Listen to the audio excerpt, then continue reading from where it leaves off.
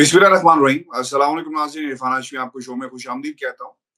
और इस्लामाबाद से मुझे आज खुसूसी दरख्वास्त के ऊपर ज्वाइन किया है इम्तियाज़ गुल साहब ने। सर बहुत शुक्रिया आपके वक्त का। अस्सलाम वालेकुम, क्या हाल है और जी? अल्लाह का बड़ा करम है सर। संडे और मैंने कहा कि चलें आज कुछ हमें पाकिस्तान के सियासी हालात को थोड़ा सा हम रिविजिट करते हैं, क्योंकि पाकिस्तान की सर आवाम कंफ्यूज है इस वक्त कि क्या होगा। और बनिकाला is the centre of attention बना रहा पिछले 3 माह से, अभी भी बना हुआ है। और वहां से कोई लाइन जो है वो आ नहीं रही, क्लियर डायरेक्शन नहीं है। लॉन्ग मार्च, महंगाई मार्च, जिमनी इंतखाबात, असल सवाल है कि करना की है। तो सर क्या हो रहा है? पाकिस्तान तहरीक इंसाफ के पास जो कुछ हो रहा है, क्या आप आहिस्ता आहिस्ता आगे बढ़ रहे हैं? मैं सर बड़ा जबरदस्त किस्म का क्रिटिक रहा हूं कि आपको असेंबली के अंदर रहकर जंग लड़नी चाहिए थी, लेकिन खान साहब का एक अपना मौकिफ है। वो ये कहते हैं कि हम जब इस हुकूमत को नहीं मानते तो हम असेंबलियों में क्या क्यों जाए। ठीक है, लेकिन सर ये अब क्या होगा? जुलाई भी आ गया।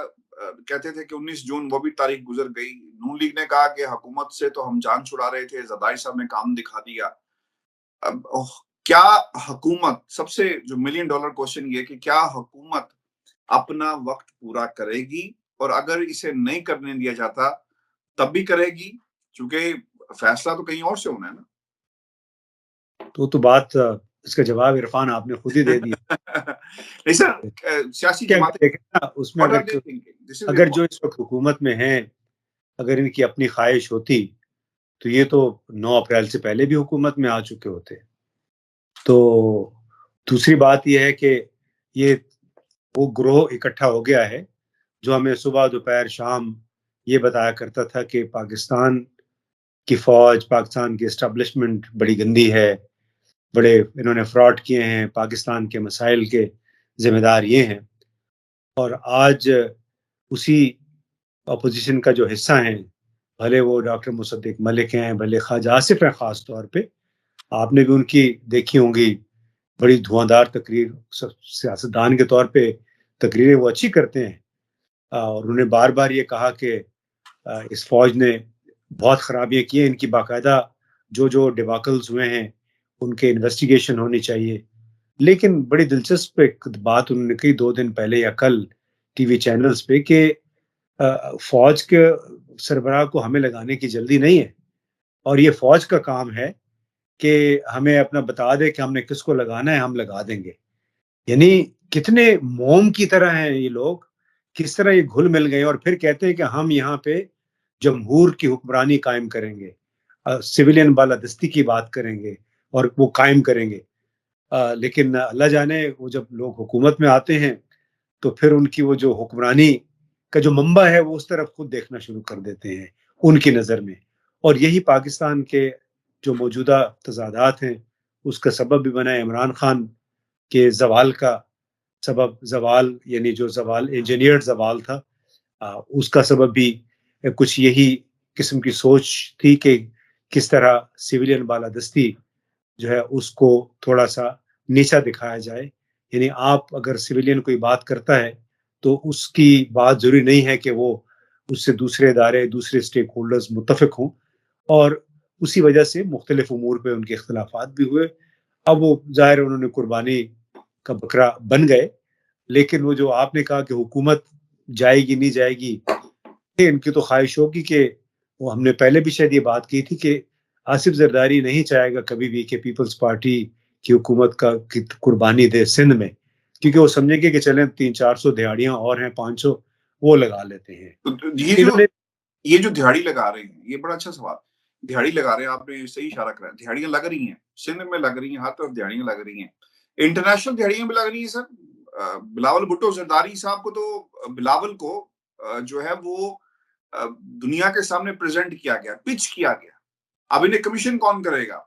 ये हमारा बच्चा है जी, इसका ख्याल रखना। आप उसे प्रमोट कर रहे हैं ना, आपको प्लेटफॉर्म दे दिया गया, being the foreign minister of Pakistan, और आप दुनिया के लीडर से मिल रहे हैं, लीडरों से मिल रहे हैं जाकर, अपना मौकिफ रख रहे हैं। तो वो भी सोचते होंगे कि यार ये भी बच्चा है और इसको हम अपने मकासद के लिए इस्तेमाल कर सकते हैं, और करेंगे।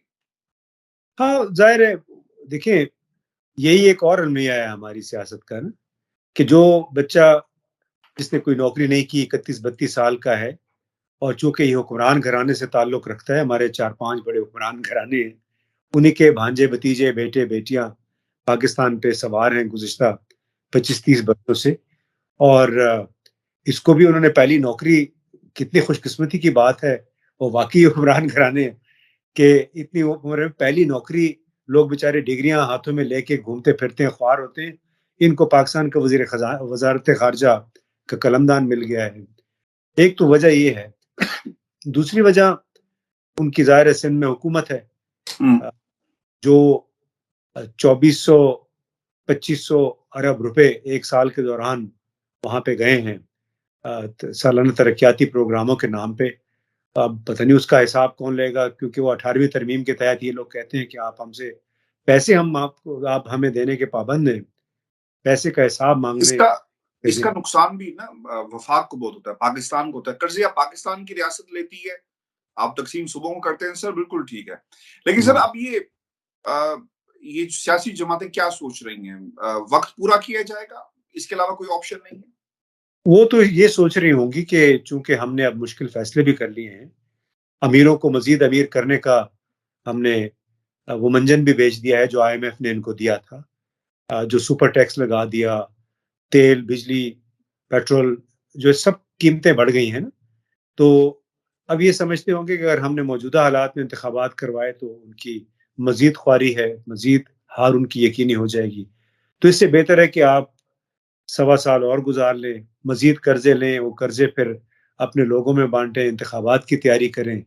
تو لہٰذا بہتر یہ ہے کہ آپ انتخاب کا انتظار کریں جولائی، اگست، ستمبر 2023 میں۔ سر یہ obviously November is always very important, کیونکہ آپ نے خواجہ آصف کا ذکر کیا تو میرے ذہن میں ایک سوال آیا کہ یہ بات وہ کیوں کر رہے ہیں؟ یہ میسج کس کو تھا؟ یہ عمران خان کو میسج تھا یا یہ پھر کسی اور کو میسج تھا کہ ہم وفادار ہیں، ہم آپ کے وفادار رہیں گے؟ لیکن آپ نے فضل الرحمان کی اگر آپ سٹیٹمنٹ سنیں نا آج، تو وہ یہ کہتے تھے کہ اپنی پوزیشن فوج کلیئر کرے، قومی سلامتی کی کمیٹی کی میٹنگ کے حوالے سے، نہیں تو پھر ہم جنرلز کے نام لیں گے کہ کون سپورٹ کر رہے ہیں اور سازش کیا تھی۔ آج وہ یہ کہتے ہیں کہ پاک فوج ہمارے ساتھ ہے، ہمارے پیچھے کھڑی ہے، آگے نہیں کھڑی، پیچھے کھڑی ہے۔ آپ اب کیا کہلواتے ہیں؟ مطلب پاکستان کی فوج کہاں کھڑی ہے، آپ یہ کہلوانا چاہتے ہیں؟ نہیں، میں کہلوانا نہیں پاکستان کی فوج، دیکھیں، کہ پاکستان کی فوج نظام کا ایک مستقل حصہ ہے، اور وہ فوج جب بھی چاہتی ہے، سمجھتی ہے کہ اگر ملک خطرے میں ہے، ملک کی سیاست خطرے میں ہے، وہ پھر اپنی ذمہ داری نبھاتی ہے بطریق احسن اپنے مطابق۔ اور میں دیکھ رہا تھا ہوئی تھی کوئی رینکنگ ہوئی ہے سب سے دنیا کی 10 بڑی افواج، تو اس میں پاکستان کی فوج بھی 8ویں 9ویں نمبر پہ ہے کہ ان کی فائر پاور، ان کی ایجلٹی بہت تیز ہے۔ بلا شبہ اگر تیز نہ ہوتے تو ہم امریکہ کا مقابلہ کرتے افغانستان میں، پاکستان کے اندر، وزیرستان میں، جس طرح پاکستان کے اوپر یہ دہشت گردی کی پراکسی جنگ مسلط کی گئی، اس کا مقابلہ پھر ممکن نہیں تھا۔ لیکن اس کے ساتھ میں نے ایک ٹویٹ پھر کیا کہ اگر فوج کی ذمہ داریاں ہماری نہ ہوتی تو ہو سکتا ہے کہ ہماری فوج پہلے یا دوسرے نمبر پہ ہوتی۔ تو اس پہ ایک اور پھر بحث چھڑ گئی کہ یہ تو انہوں نے ذمہ داریاں سنبھالی ہوئی ہیں۔ میں نے کہا وہ ایک الگ بحث ہے کہ پاکستان کے حالات اس طرح کے بن گئے ہیں کہ اس میں لامحالہ فوج کو، اب دیکھیں نا، جو ہم بات کر رہے تھے کہ چاہے خواجہ آصف ہیں، چاہے مریم صفدر ہے، کل فوج کو گالیاں دے رہے تھے، آج کہتے ہیں نہیں، آپ ہمیں اپنا نامزد کریں آرمی سربراہ تو ہم اس کو قبول کر لیں گے۔ تو جس let me stop you, sorry, میں آپ کو یاد ہے نا وہ یہ بات کی تھی کہ اس گناہ میں شامل نہیں تھی، تو سر یہ گناہ دوبارہ ہوگا؟ کیا دوبارہ ہوگا گناہ؟ یہ پتہ نہیں کون کون سے گناہوں میں شامل تھی نہیں تھی، یہ تو ہمیں تو نہیں پتہ نہیں، اور کس نے کتنے گناہ کیے ہیں یہ ہمیں بھی نہیں پتہ، اسی بندے کو پتہ ہے۔ اور کچھ دیر پہلے میں کسی پروگرام میں یہی بات کر رہا تھا کہ پاکستان کا مسئلہ صرف کوئی عمران خان، نواز شریف، یہ آصف زرداری نہیں ہے۔ پاکستان کا مسئلہ ایماندار، انٹیگریٹی والے، دیانتدار سیاستدانوں کا، ان لوگوں کا جو پارلیمان کے اندر بیٹھے ہیں، جو آتے ہیں اپنے کیپٹیو ووٹر بینک کی بنیاد پہ، جنہوں نے فیصلے کرنے ہیں کہ پاکستان کو ہم نے اصل میں کیسے چلانا ہے، ایمانداری کے ساتھ چلانا ہے یا 18ویں 19ویں صدی کے طرز حکومت کے طور پہ اگر ویسے ہی چلانا ہے، اور یہ اکثریت ان کی وہی چاہتی ہے، کیونکہ تبدیلی وہ اس لیے نہیں چاہیں گے کہ جو نظام چل رہا ہے اسی نظام میں ان کا ذاتی منافع ہے، ان کی پارٹی کا، ان کا پرسنل منافع ہے، لہٰذا یہ اس ملک میں ریفارم نہیں چاہتے۔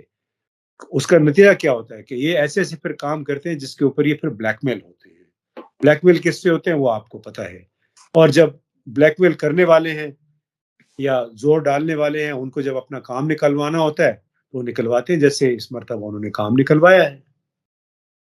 Sir, there's a $1 million question again today, and that is کہ what has changed؟ Imran Khan صاحب چلے گئے، امریکہ کے ساتھ ہمارے تعلقات کیسے ہیں؟ اب امریکہ کہاں پہ کھڑا ہوا ہے؟ کیا بہت زیادہ کوئی زبردست قسم کا ڈفرنس نظر آ رہا ہے؟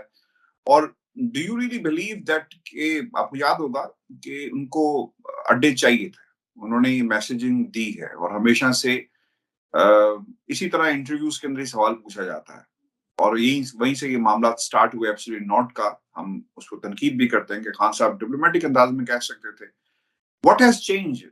شہباز اسپیڈ ول الاؤ کہ یس یو کین ہیو اور بیسس، یا پھر یہ فیصلہ بھی کہیں اور سے ہونا ہے؟ اور اگر شہباز صاحب نے تو یہ فیصلہ نہیں کرنا نا، یہ فیصلہ تو ظاہر ہے جو سرحد کے نگہبان ہیں انہوں نے کرنا ہے۔ دوسرا، ہمیں یہ تھوڑی تنقیدی نظر سے بھی سوچنا چاہیے کہ ہم اڈے نہیں دیتے، اور اس کے نتیجے میں امریکہ ڈیگو گارشیا میں عربین سی میں کھڑے اپنے جہازوں سے B-52 بامبر بھیجتے ہیں۔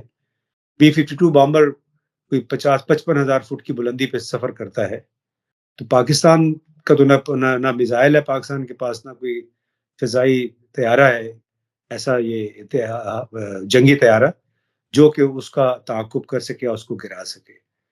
تو یہ ہمیں اپنی جو لمیٹیشنز ہیں اس پہ بھی سوچنا چاہیے، اور لمیٹیشن پاکستان امریکہ کے تعلقات میں کوئی کوانٹیٹیو تبدیلی نہیں آئی، اور وہ اس لیے کہ وہ آپ دیکھ لیں کہ ہم نے $1 ارب کی ہمیں قسط ملنی ہے امریکہ IMF سے، اور چونکہ وہاں پہ اکثریتی شیئرز امریکہ کے ہیں، اس کا اثر و نفوذ ہے باقی دوسرے ملکوں کو ملا کے بھی۔